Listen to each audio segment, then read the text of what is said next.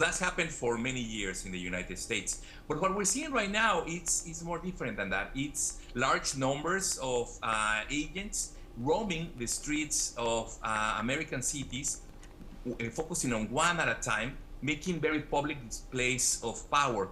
And then once they're there, they go to stereotypical, what seems to be because of the businesses, immigrant neighborhoods, and then they stop detaining randomly or based on physical appearance people. So they are engaging in racial profiling, which is supposed to be against the US Constitution.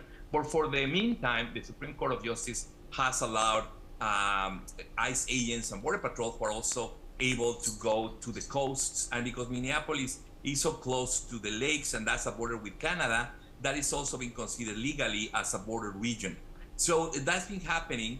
And we see that there's a lot of confrontation between ICE agents, immigrants who may be undocumented, which is rarely the case, and immigrants who are here legally, or the children or the grandchildren, and regular citizens. So that's the confrontation going on. So the police in Minneapolis and the National Guard has stay away from ICE. They're letting them do their job. They are not obstructing, but they are not chaperoning or guarding them or accompanying them to do their job, which is what it seems Trump will desire to do. That was indeed happening a little bit in Los Angeles after the first confrontations between protesters and the agents. But here what we see is that we're putting state and local officials in a very hard situation where they have to protect the citizenry from ICE excesses, which, as we saw yesterday with Alex Petit, they are going against a citizen that is filming them, a legal observer, and then they shoot him for no reason. So that's why you didn't have ICE being surrounded by police until a while.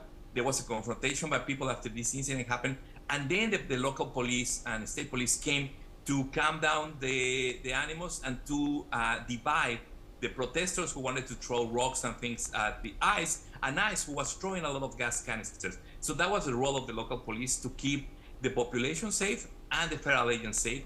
And here, unfortunately, we see that the federal agents are the ones escalating and using excessive violence with no need, without really being in the middle of an immigration operation. So as you mentioned,